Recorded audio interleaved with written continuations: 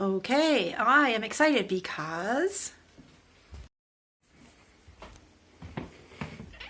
da da da da wood stove attached. Hooray! I still have this here for heating up the living room quickly because I haven't actually lit my first fire yet, but I'm ready. I'm just kind of waiting for the temperature to go down. I've got a nice straight chimney, all CSA wet inspected, approved and everything. And I have positioned all the bricks correctly. It opens like this. Inside, you'll never see such a clean wood stove. The bricks are all in. I had to position those ones on the ceiling as well. And then there's also some rock wool insulation on top of those. There, right hand. Rock wool.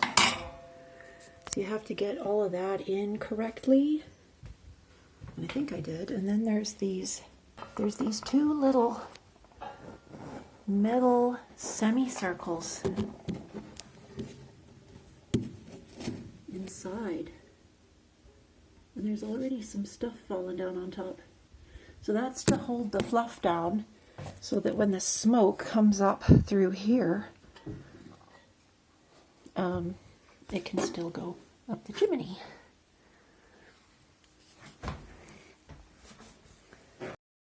And I have also ordered a nice wooden crate. I hope it's going to be nice, from Home Hardware for my firewood.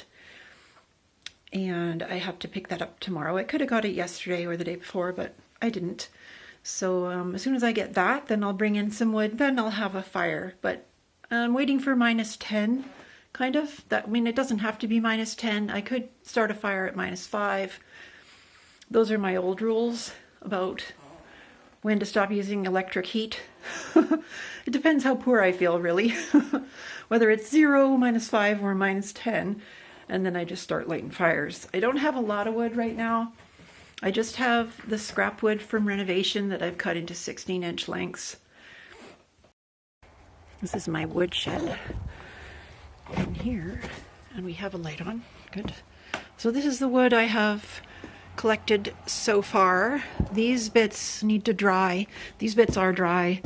Some chunks, some measured cut chunks. These bits also need to dry. And then in here is a bag of pegs, wooden pegs, that was in here when I got the place. These little things. So they can go in the fire. And this here was pine cat litter that made one of my cats sick. So that's going in the fire. And this shed, when I got the place, was not knee deep, but mid-shin deep in squirrel detritus.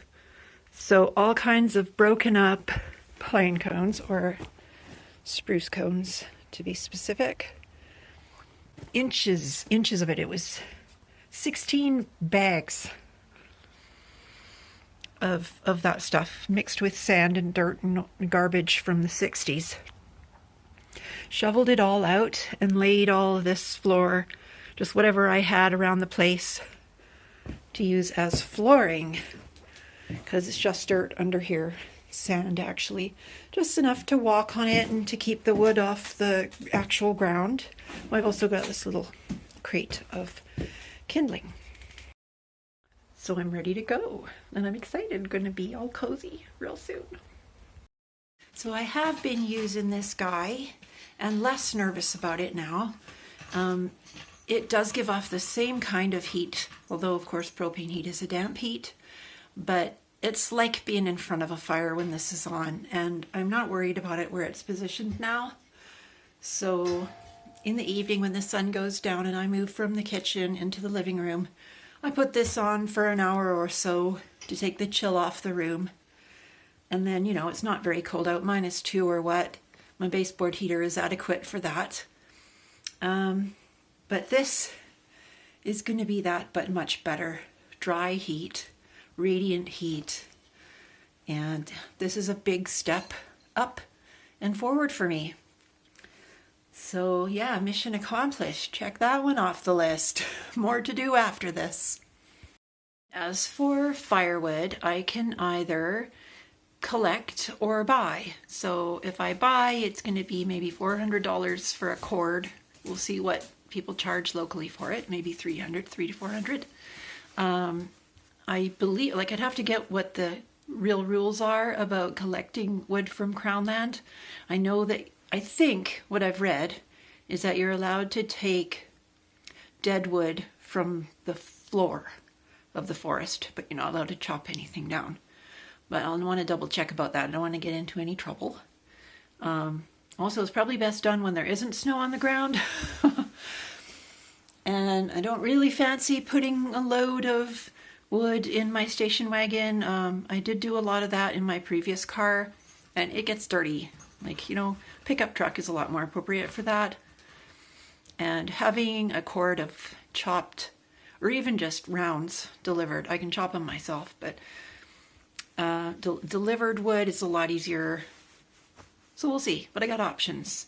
I also have some dead wood around my property that I can gather up. Like, I was trimming my apple trees earlier. I can cut that up. That'll burn really well. It's very twiggy though, and bitty. Lots of little dry bits that fall off and can fall into your boots and socks and be very irritating. But I'm sure it'll burn well. Other twigs and stuff, but no sizable logs around here. I haven't felled any trees on this property. Oh, as you can see, I still put swatches up, even though this is the 4th color choice I put on this wall. And I think this is the one I'm going to keep now. This is actually a mix of 2 paint shades. I've painted half of the room, all the way up to there. I have not painted this half yet, as you can see.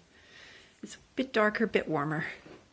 I just grew to hate this color. It's just, after I got the wallpaper on, it's just too light, milky looking. And I like this warmer shade a lot better.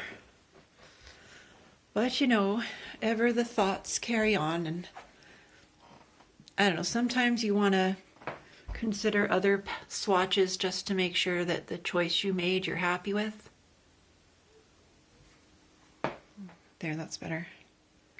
Oh, this is good. So this is a mixture of Back to Basics and Wax and Moon. Wax and Moon was quite dark. I put that one on first.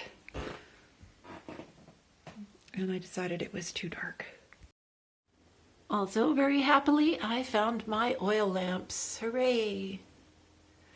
And also, what's new? I was gifted this old Coleman lantern. And looking at it in the light, I cleaned it up. It was pretty dirty and rusty. I bought new mantles, and I bought a new, what do you call it, the stopper for inside here. It took me quite a bit of trial and error to get that in. I had to buy 10 of them because you couldn't buy them singly, but that's okay. It is a naphtha or white gas lantern, so I can buy the smallest quantity of a gallon for $40, which is a lot, so I sure hope it's going to work. This is the pressure valve. You actually pump it up. You pressurize it. I took this whole thing apart. Right, the gas goes up this little tube and then comes out at the top in there. Can't really see it unless I take it apart, but and then it goes into here. Very, very tiny quantity. And it's really rusty inside, so I'm not, you know, I don't 100% believe it's going to work, but I hope so. Yeah, an actual lantern. These things are worth about $120 new. So that was a very nice surprise. So I ordered this here lamp, and it was $40, which is exactly the amount I expected to pay. It was gonna go up there instead of that light because I want this kind of light. Let me show you something. This is my mother and my godmother. See the light fixture? That's why I want that kind of light. That's the kitchen I grew up in. But once I got it out of its box, I discovered it only takes a nightlight sized bulb. It's called a candelabra base, but it's the same size as a nightlight. Now it doesn't give you 7 watts of light, supposedly 60, but when I looked up the lumens of the bulb, you only get 500 lumens. And a 60 watt equivalent is supposed to be 800 or 900 lumens. 500 lumens isn't going to be enough in here. Like, I've currently got 200 watts equivalent of light in here. And less than 60 watts isn't going to be bright enough. But, you know, so I'm sending it back. I get my $40 and $20 for the bulb I bought for it, which I discovered won't fit. So that's some money back. Beautiful day on a Sunday. Had my pancakes this morning. Just slowly going through the winter, you know. Really happy about my fireplace.